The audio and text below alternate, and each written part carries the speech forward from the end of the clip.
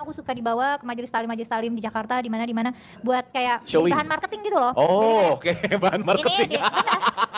Ini di pesantren. Jadi di pesantren aku ada anak kecil hafal Quran nih. Terus kan nanti aku baca Quran banyak. Terus nanti ibu-ibu dan bapak-bapak yang jamaah di situ kayak kagum banget. Nanti aku dikasih bingkisan makanan, dikasih uang jajan. Terus mereka minta doain aku. Ada ibu hamil yang minta dielus perutnya sama aku. Aku yang waktu kecil, aku bingung kenapa orang-orang mengagumi Segitunya. itu, betul. Oke. Padahal aku hanyalah anak kecil yang nggak paham apa yang aku baca. Bagus. Itu jujur banget sih. Jadi sekarang kalau ada yang nanya, aku pengen hafiz dong, pertanyaannya buat apa? Buat Bener apa? sih. Dan selama ini yang katanya nanti orang tuanya masuk surga atau apa, yang katanya hafal Quran, benar nggak ada perintah hafal Quran, itu nggak ada. Betul. Perintah untuk menghafalkan Quran nggak ada. Ada perintah untuk menjaga, tapi bukan literally menghafal secara verbatim seperti yang aku lakukan. Dan misalnya nanti orang tuanya dapat jubah kebesaran di surga itu kebanyakan justru dari hadis palsu. Hadis palsu? Oh gitu. Jadi bisa jadi hafal Quran sebenarnya tidak seistimewa itu. Oke, menarik nih. Dan ngapain, aku ngerasa juga ini anak-anak banyak banget PR hafalannya. Waktu kecil kebetulan kayaknya menghafal itu salah satu core strength aku, jadi termasuk gampang. Malah kayak kitab-kitab kecil tuh kayak sengaja aku hafalin, gak tahu buat apa, nanti supaya kalau ujian ditanya aku bisa jawab secara verbatim dari kitab gitu. Emang yang teksnya di kitab gitu, kayaknya supaya pamer aja sih. Karena kan gua hafal loh gitu ya. Karena guru-guru kita, sekolah kita sangat menghargai hafalan. Yang mana padahal kalau secara level kognitif, hafalan itu adalah skill kognitif yang paling rendah. Karena kan menghafal itu cuma membeo. Itu kayak bayi, kayak diajarin mama ini papa, kayak emang selevel itu kalau menghafal. Level yang paling tinggi justru memproduksi ilmu pengetahuan, dan itu yang enggak. Assalamualaikum warahmatullahi wabarakatuh. Masih kembali di channel terbaru saya. Terima kasih pada teman-teman masih setia menonton, mendukung, menyaksikan konten dari channel ini.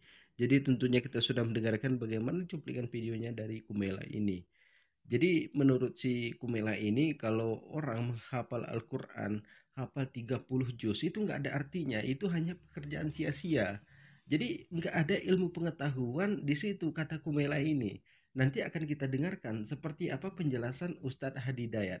Jadi kepada teman-teman di sini, seperti yang kita ketahui bersama bahwa Kumela ini memang lagi banyak diperbincangkan di media sosial. Karena Kumela ini mengakunya bahwa dia ini pernah mondok, kemudian hafal Al-Quran 30 juz, pernah jadi guru ngaji, dan sering dibawa oleh pesantrennya ke majelis taklim. Tapi sekarang si Kumela ini sepertinya tidak bertuhan, tidak percaya dengan adanya Tuhan, tidak percaya dengan adanya hari kiamat. Jadi setelah kematian itu tidak ada lagi, selesai. Jadi kepada teman-teman di sini, jangan kemana-mana dulu. Mari kita dengarkan bagaimana penjelasan Ustadz Hadi Dayat. Selamat menyaksikan. Quran itu unik. Quran itu unik. Orang-orang yang mampu berinteraksi dengan Quran secara baik, entah itu sekedar membacanya, memahaminya, atau menghafalkannya, maka yang pertama Allah deklarasikan dalam Al-Quran adalah ia mampu merubah kehidupan orang itu. Jadi kalau Anda, saya, kita dekat dengan Al-Quran, itu hal pertama yang Allah sampaikan, Al-Quran akan merubah hidup kita menjadi lebih baik. Itu yang dimaksud Quran surah 35 Fatir di ayat ke-32 di ujung ayatnya. Thumma awrathna al-kitaba alladhina istafayna min ibadina faminhum zalimun li nafsi wa minhum muqtasid wa minhum sabiqun bil khairati biidznillah. Jadi orang-orang yang mendapatkan percikan kebahagiaan untuk mau berinteraksi dengan Al-Quran. Interaksi itu dibagi 3 nanti. Ya, baik itu kita hanya sekedar ingin baca misalnya. Jadi kalau dalam sehari ada kilatan pada diri kita yang menuntun kita untuk mau baca Quran, itu mahal sekali. Itu anugerah paling mahal yang tidak bisa diusahakan, itu pemberian. Maka kalau dalam sehari terfikir misal, saya pengen baca Quran, itu cepat ambil. Karena itu kasih Allah yang tidak diberikan pada setiap hamba. Karena kalimat Qurannya, "Tsumma awrathnal kitaba alladzina istafayna min ibadina." Aku pilih dari kalangan hamba-hamba aku tertentu yang diantara mereka diberikan dorongan agar mau berinteraksi dengan Al-Quran. Baca. Atau misal tidak baca tapi pengen tahu artinya. Ya, saya belum tahu nih Ad-Duha ini artinya apa. Terus kita buka terjemahan, buka tafsir ringan lalu kita baca itu. Itu pun anugerah. Ya, itu anugerah. Atau saya ingin menghafal. Itu juga anugerah. Nah, apa ciri seseorang mendapatkan keberhasilan dari hasil interaksinya dengan Al-Quran? Saya pengen baca Quran hari ini, lantas saya bawa mushaf, saya baca. Setelah selesai baca itu, apa ciri dia berhasil melewati bacaannya? Apa ciri dia berhasil melewati kajiannya?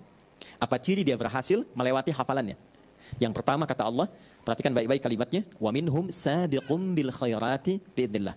Dia akan mendapat percikan kebaikan dari Al-Quran yang merubah dirinya. Nah, ini ada tahapan. Satu, Allah berikan ketenangan dulu. Jadi kalau teman-teman membaca Quran dan itu melahirkan ketenangan, kelapangan dalam hati, itu ciri anugerah pertama yang Allah berikan pada kita. Jadi kalau baca Quran pertama kali itu jangan harap bertambah harta. Kalau bertambah harta, kerja. Ya? Oke. Baik. Kalau Anda ingin berharap kedudukan, berusaha. Tapi kalau Anda ingin mendapatkan ketenangan, silahkan salah satunya ambil wudhu, buka mushaf. Menariknya begini kadang-kadang.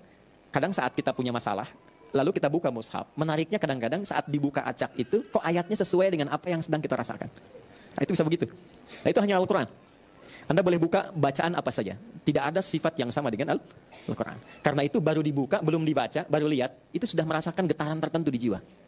Itu yang dimiliki Al-Quran. Itu yang dimaksud Quran surah ke-8 Al-Anfal di ayat yang kedua. Wa idza tuliyat 'alaihim ayatuhu zadathum imana wa 'ala rabbihim yatawakkalun. Jadi kalau kita ditampakkan Al-Quran, baru lihat, dibacakan atau kita baca, ada getaran tersendiri dalam hati yang membuat kita merasa lebih nyaman dan dekat dengan Allah. Dua, saya agak cepat ya. Karena ini ada santri di sini, saya penting ingatkan dan termasuk kita. Ya. Quran semakin diinteraksikan, setelah mendapatkan ketenangan, Quran merubah kita menjadi lebih baik. Jadi maaf ya, adik-adikku yang di musyawarah ini yang belajar Quran, bukan berapa banyak yang Anda hafalkan. Kalau cuma mau hafal Quran, gampang. Saya di Tripoli, itu kalau sedang dialog lintas agama, itu beberapa partner dialog itu non-muslim hafal Quran. Ada yang hafal. Jadi kalau sekedar hafal, gampang. Saya punya burung beo, ya, sekarang sudah mati, tapi saya yakin matinya husnul khotimah. Ya. Hari Jumat dia meninggal hari Jumat setelah mengetahui Allahu Akbar, hafal, dan telah hafal ayat pertama surah Al-Ikhlas, dan dia menyapa setiap orang dengan salam. Dan saya beri nama dia Suneo, ya, karena suka nengokin orang.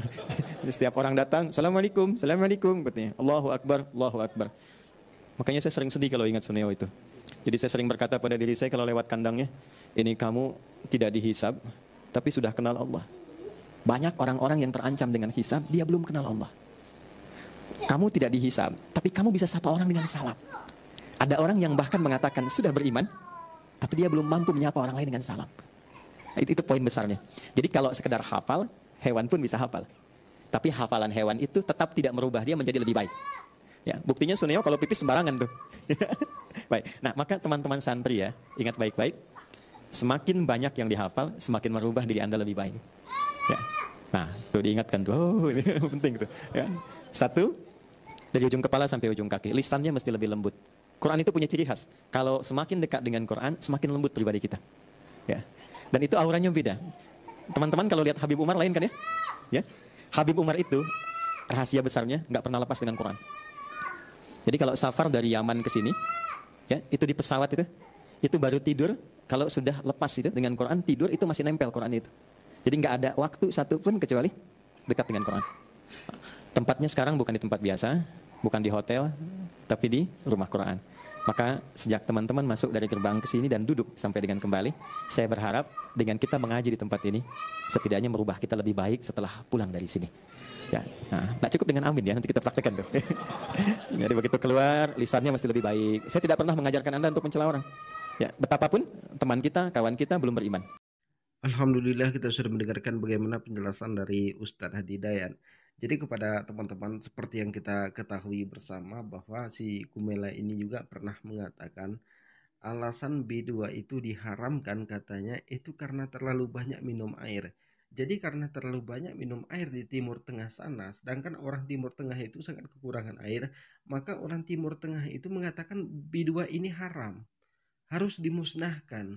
Jadi itulah alasannya kenapa B2 itu haram, karena terlalu banyak minum air, kata Kumela ini. Kemudian Kumela ini pernah mengatakan bahwa cerita-cerita Nabi di dalam Al-Quran itu hanya dongeng. Jadi seolah-olah menurut Kumela ini Nabi itu nggak ada.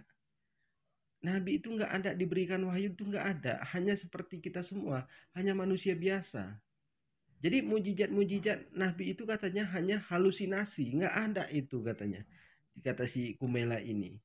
Kemudian si Kumela juga pernah mengatakan sholat itu hanya perbuatan sia-sia, itu nggak ada artinya katanya. Sholat itu hanya karangan dari umat muslim saja. Jadi kepada teman-teman di sini, alhamdulillah kita sudah mendengarkan bagaimana dengan penjelasan Ustadz Hadi Hidayat. Jadi mungkin cukup sekian, semoga bermanfaat. Assalamualaikum warahmatullahi wabarakatuh.